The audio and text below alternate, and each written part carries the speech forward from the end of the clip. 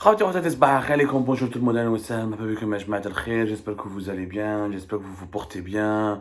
Nous sommes le 13 décembre 2022. Zulfillah wa nous, salam alaikum. Alors, nous allons commencer cette journée à Jma'a par une affaire qui a été jugée hier, l'affaire Sonatrach 1. Ah, Ima. Nous allons parler des travers de la justice algérienne, c'est des travers, des crimes de la justice algérienne. La première institution qui est censée en Algérie protéger le pays contre protéger la sécurité nationale, protéger l'ordre public, protéger la société contre toutes les formes de criminalité, et malheureusement la première entité qui commet le plus de crimes à l'encontre des citoyens. Des personnes, des cadres d'État, des grandes compétences ont été sacrifiées sur l'autel de la vengeance parce qu'en Algérie, les enquêtes judiciaires ne sont pas menées comme il faut, il n'y a pas d'instruction, il n'y a pas de rigueur, il n'y a pas de droiture, on prend des rapports sécuritaires qui sont falsifiés, qui falsifient les faits, qui sont rédigés selon des calculs politiciens ou là pour des besoins de règlement de compte et on met en prison des gens qui sont innocents et à la fin, des années plus tard, on leur donne l'innocence, on les acquitte. Mais on oublie qu'ils ont été emprisonnés, qu'ils ont été brisés, salis. البارح جماعة tribunal criminel à la cour d'Alger. Le tribunal criminel d'appel de la cour d'Alger avait donné son verdict définitif dans l'affaire Sonatrach 1, qui a été réexaminé depuis 2021 par la cour d'Alger. Donc, نحكي لكم مليح واش صرا باسكو الناس ما على بالهاش واش صرا في لافير سوناتراك. لي زافير سوناتراك كاين 3 افير سوناتراك. وهي réellement غير لافير سوناتراك 1 فيها déjà en soi 3 dossiers, 3 affaires différentes dans la même affaire. Mais personne n'a pris le temps en Algérie d'expliquer aux gens, calmement, avec pédagogie, sans parti pris, qu'est-ce que c'est que ces affaires de Sonatrach. Qu'est-ce qui a été dit, qu'est-ce qui a été fait, qu'est-ce qui a été bon, qu'est-ce qui a été bâclé, qu'est-ce qui a été inventé. Personne n'a fait ce travail-là. Alors d'abord, لازم تفهموا باللي هذه l'affaire Sonatrach 1 a été jugée en février 2016.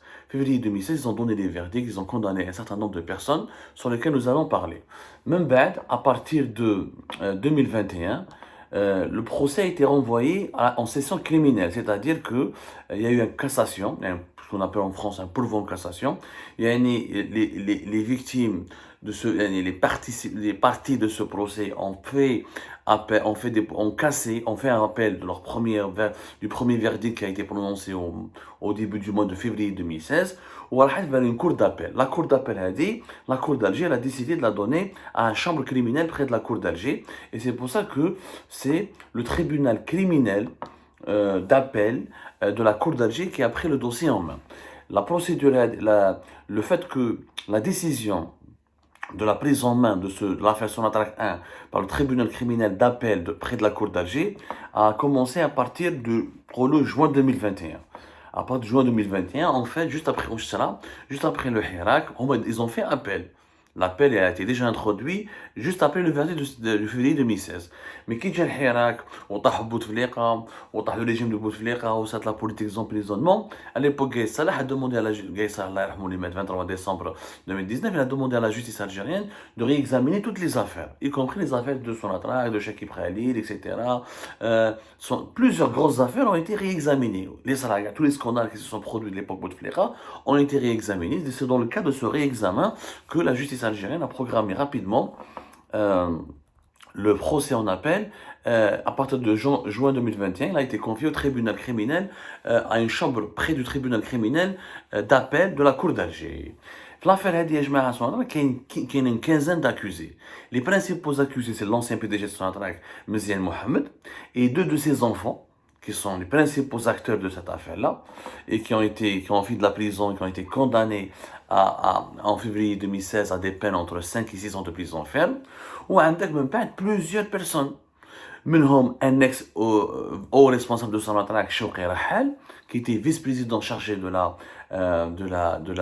l'activité commercialisation, il est directeur du département commercialisation de Sonatrach, un ex-vice-président de Sonatrach, Thanik Belkacem Boumediene, qui était l'ex-responsable chargé de l'amont, un ex-responsable de Sonatrach, Ammar Znazni, ou كان منهم ثاني parmi les accusés l'ex-PDG du CPA, la banque algérienne, El Hajmi Maghawi, مع وليدو Yazid El Maghawi, qui a été impliqué et qui ont fait de la prison. Alors, البارح خرج le verdict, البارح, hier, le lundi 12 décembre 2022. Donc, il y a eu le verdict définitif. Alors, la peine de 5 ans de prison ferme qui a été prononcée en 2016, en février 2016, à l'encontre de l'ex-PDG de Sonatrach, Mohamed Mezine, a été maintenue. Plus Ouledou, ces deux enfants impliqués dans ce scandale, Mohamed Reda et Bachir Fouzi, ont pris 4 ans de prison ferme, alors que c'est pratiquement les mêmes peines. Il y a eu juste un petit réaménagement de ces peines-là, alors qu'en 2016, ils avaient pris pratiquement 6 ans, entre 6 ans et 5 ans de prison ferme. Attendez, je vérifie. Voilà, c'est juste un petit réaménagement. Le même verdict technique a condamné à des peines de 4 ans à 5 ans de prison ferme plusieurs acteurs. Sauf que il y a des personnes qui ont été acquittées, innocentées. Menhom, l'ex-PDG du CPA, Hashmi Mghawi, Maoulidou Yazid Mghawi. Ils ont été acquittés. Chouki Rahal, l'ex-vice-président de Sonatrach, a été acquitté. Et pourtant, ces gens-là ont fait de la prison. Mghawi, Hashmi Mghawi, Maoulidou Yazid ont fait de la prison pendant 6 ans. Au Kanouf el-Harrach. Chouki Rahal, il a fait de la prison pendant pratiquement 3 ans. Une trentaine de mois, donc presque 35-36 mois. Plus de 3 ans. Chouki Rahal a été mis en prison en 2013.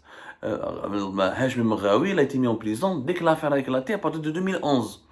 Ces gens-là ont été, en 2010 même, avant même 2011, ils ont été mis en prison.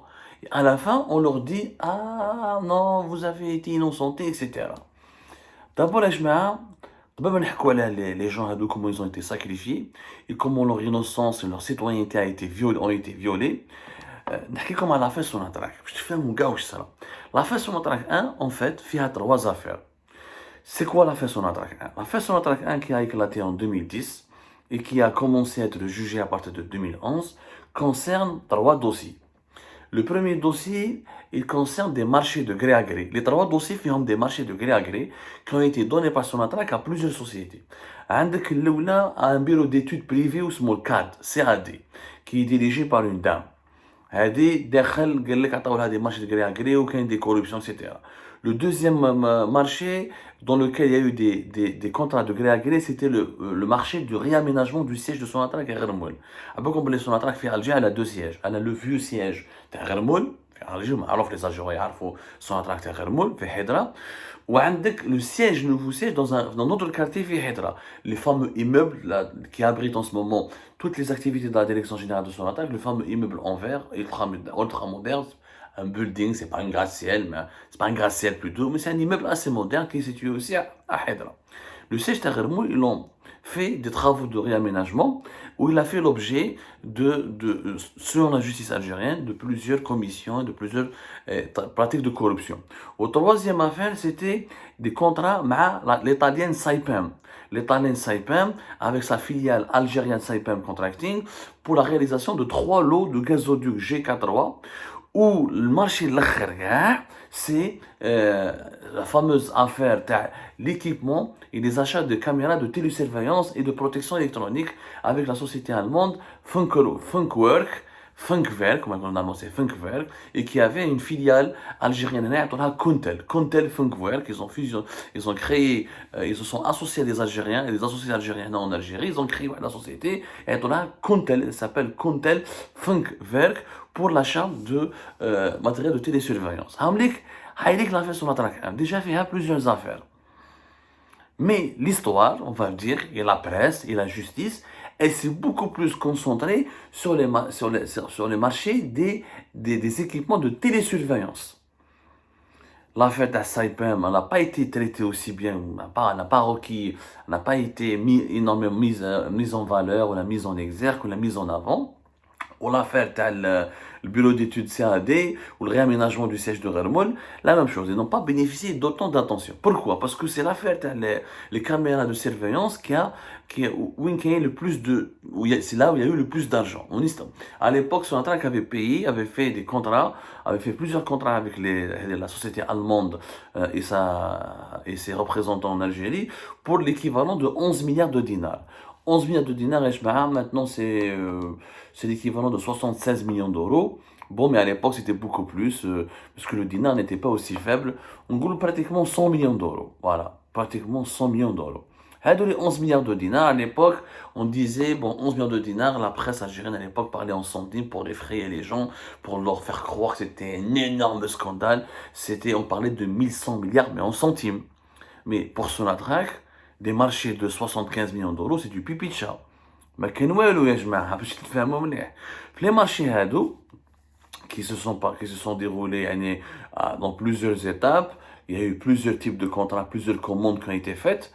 Il y a eu des affaires de corruption où il y a eu des 4 millions et demi d'euros qui ont été donnés comme des pots de vin pour permettre aux Allemands de remporter ce marché. Et on retrouve que parmi les associés dans cette affaire-là, il y avait les deux fils de l'ex-PDG de Sonatrach, Mohamed Mziane, qui ont été condamnés à 4 ans de prison ferme, qui ont été condamnés au premier lieu, il y a une première instance à plus de 5 ans de prison ferme, où le 12 décembre 2022, ils ont pris 4 ans de prison ferme. Il s'agit de Mohamed Reda et de Béchir Fouzi, étaient associés dans ce business. Était effectivement associé dans la société Kuntel Hadi qui avait permis aux Allemands Funkwerk de remporter les marchés de 75 millions d'euros. Bon, le problème, c'est que l'affaire Hadi, il y a eu des contrats, il y a eu des passations douteuses de marché, il y a eu un trafic pour permettre à cette société allemande, épaulée et parrainée par les deux fils de l'ex-PDG Sonatrach, de remporter un marché important d'équipement de télésurveillance. Sauf que, qui naissent d'Khlou, fait l'affaire Hadi, qui n'ont rien à voir. Ils ont été sacrifiés parce qu'à l'époque, il y avait une guerre de clans. Général Toufer voulait absolument, le DRS voulait absolument accabler Chekib Khalil. Il voulait absolument noircir son image. Il voulait absolument provoquer sa chute. Ils ont enclenché à partir de 2010 une série d'arrestations, de perquisitions et de mise en examen et d'inculpation de hauts responsables de Sonatrach, ou de personnalités proches de Chekib Khalil, juste pour le toucher lui-même. Comme Bouteflika a protégé Chekib Khalil, il n'avait pas permis à l'ex-patron du DRS ou au DRS d'inculper directement Chekib Khalil, ou de l'arrêter, ou de toucher directement à son intégrité ou à sa sécurité. On a sacrifié des petites personnes. Menhom, Hada Mghawi, Lajmi Mghawi, ex-PDG du CPA, مع وليدو Yazid. Bon, معروف يا جماعة. مغاوي يا جماعة معروف. Je ne sais pas quand est-ce qu'il a été. Je pense qu'il a été PDG de CPA au début des années 2000. C'était au début des années 2000 يا جماعة. Je crois que c'était entre fin des années 90 jusqu'à 2004-2005. Mghawi n'a absolument aucun rôle dans cette affaire de corruption. ما كانش عنده d'ailleurs il a été lorsqu'il a été appelé à la barre en 2016, lorsqu'il a été interrogé et auditionné par le juge, à l'époque c'était le tribunal de Sidi Mohamed, si je ne me trompe pas. Laissez-moi juste vérifier. Parce qu'il a été appelé à la barre pour, alors, Wawlidou, ils ont été jugés pour participation à organisation d'associations de malfaiteurs, délit de complicité dans la passation de marchés publics dans le but d'octroyer à autrui d'indus avantages et complicité dans dilapidation des deniers publics, blanchiment d'argent, corruption et trafic d'influence. Ils les ont accusés que c'est eux qui ont été les principaux responsables de cette grosse affaire de corruption qui aurait permis le versement de plus de 4 millions et demi, pratiquement presque 5 millions et demi d'euros de pots de vin à des responsables de Sonatrach. Sauf que, Mohamed Mghawi ou Lidou n'ont pas participé à l'attribution de ces marchés. Ils n'avaient pas d'influence sur l'attribution de ces marchés. Ils n'avaient pas d'influence sur l'organisation des avis d'appel d'offres, ni la possibilité d'imposer à Sonatrach de faire des marchés de gré à gré. Mohamed Mghawi, il a été payé en tant qu'ex-PDG de la banque CPA, en tant que connaisseur du système bancaire algérien. Il a été payé 10 000 euros par mois pour offrir en tant que consultant financier de l'entreprise allemande Funkwerk pour lui permettre de bien s'adapter au système bancaire et au système financier. Pour qu'elle puisse faire ses transferts, elle puisse faire ses opérations financières en Algérie conformément à la loi, ni plus ni moins. il touchait 10 000 euros. Il y avait un contrat où il était expliqué, etc. Certaines de ces sommes d'argent, il les a touchées dans un compte à l'étranger qu'il avait lui-même déclaré, puisque, en tant que PDG de la CPA, dans les années 90, il avait, en tant que haut cadre dans le secteur des finances, il avait ouvert un compte en Allemagne où il avait participé à des actions, à des réunions internationales pour représenter des institutions financières de l'Algérie. Il a une grande carrière derrière lui, هذا الهاشمي المغراوي. عيطوا له هاشمي مغراوي ماشي مغراوي. بزاف الناس يغلطوا سي الهاشمي مغراوي وليدو يزيد مغراوي. Donc, en tant qu'ancien banquier, il avait des possibilités d'ouvrir un compte à l'étranger. Il l'a toujours justifié, il l'a toujours expliqué. Donc, il prenait 10 000 euros par mois. Avec le contrat à 10 000 euros par mois, pour la justice algérienne, c'est de la corruption.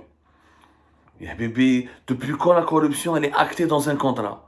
La corruption, normalement, c'est des pots de vin, table, c'est des opérations illicites, c'est surfacturé, c'est déguisé, c'est caché, c'est pas noté dans un contrat. Oulidou, kif, Oulidou, il avait un salaire de 8 000 euros par mois, mais il prenait en charge, en tant que consultant, toute la procédure de dédouanement et de transfert des caméras de surveillance et des équipements de télésurveillance qui ont été commandés par Sonatrach à cette entreprise allemande. Car c'était lui qui était chargé d'acheminer cette marchandise depuis la frontière algéro-tunisienne jusqu'à Hassim Saoud. Donc, il faisait un travail de dédouanement, c'était un travail qui était clair, qui était aussi contractualisé, avec des traces, avec des contrats. روح فهم انت les juges algériens باللي هذيك سي با de la corruption. En fait, الهاشمي المغراوي قالها في البروسي في 2016 قالها باللي ce sont les agents du DRS اللي راحوا شافوا les juges وداروا pression sur les juges, etc. Ils ont sacrifié هاشمي المغراوي مع وليدو, il a fait pratiquement 6 ans de prison. Juste parce que le DRS à l'époque voulait faire tomber des têtes et salir comment il s'appelle, salir Chekib Khalil. Il voulait même pousser Hachmi Mraoui à dire que c'est Chekib Khalil qui m'a envoyé vers le PDG Mohamed Mezien à Sonatrach, etc. Les affaires. Il cherchait absolument le moindre indice qui pouvait culpabiliser Chekib Khalil, ou la moindre témoignage, ou la moindre dénonciation à travers laquelle elle pourrait leur servir de base pour provoquer la chute de Chekib Khalil et l'inculper. Parce que Bouteflika il voulait absolument protéger Chekib Khalil. Bouteflika ne touchez pas Chekib Khalil qui m'ont protégé. Donc le DRS à l'époque avait sacrifié des petits cadres où les juges ont marché dans cette combine. À la fin, Mraoui ou Lido kharjou bara'a. Parce qu'il n'y a pas de... Ils n'ont rien à voir avec la corruption. Ils n'ont rien à voir avec les enrichissements du PDG de Sonatrach. C'est vrai. Le PDG de Sonatrach, ils ont acheté des voitures, des villas, ils avaient la femme de l'ex-PDG de Sonatrach, Mohamed Mezien, avait acheté un appartement à Paris. Hadouk, oui. Hadouk, ils en ont vraiment profité. Ils ont gagné de l'argent sur le dos en utilisant leur père, sur le dos de Sonatrach, ils ont vraiment gagné de l'argent. Ils ont un patrimoine immobilier, d'ailleurs la justice, elle a saisi plusieurs de leurs biens, de leurs voitures rutilantes. Attendez, je vous donne, alors, 3 villas situées à Ben Aknoun, Ben Khadam et Ben Mondraïs, des comptes en dinars, des comptes en devises, une villa un duplex appartement à Ain Allah, Audi à Q5, villa wadouha في Bouzerria, une BMW X5 qui était à Fouzi Mzien. Donc les enfants de PDG de Sonatrach, eux, ils sont à l'origine de cette affaire. C'est vrai, leur emprisonnement était justifié. Mais rendez-vous compte, celui qui a volé et qui a touché de l'argent a pris 4-5 ans de prison ferme, et celui qui n'a rien fait a fait la même peine de prison, 5 ans, presque 6 ans de prison avec son fils Oulido, Marawi ou Yazid, où à la fin ils ont été innocentés. La même chose pour Chouki Rahal. Chouki Rahal كان vice président de Sonatrach. في l'affaire Sonatrach 1, هو كان حاكم l'activité commercialisation. دخلوه في l'affaire تاع la rénovation du siège de Ghermoul. قالوا له انت مع واحد المراه هذه بيرو ديتود سي هادي جبتها ودرتو حكايه تاع كارلاج ورينوفاسيون دير معاها دراهم. حطوها في الحبس 2013. وعلاش؟ باسكو شوقي رحال كان صاحب شكيب خليل. صاحبه ومرت شكيب رحال شوقي رحال مرته داروها سو كونترول جوديسيير ومسكين لا في بلو دو presque 3 ans de prison presque 3 ans de prison حسبوا 35-36 mois وخرج à la fin براءة عطاولو innocence parce qu'il n'a rien à voir. Être l'ami de Chekib Khalil n'est pas un crime en soi.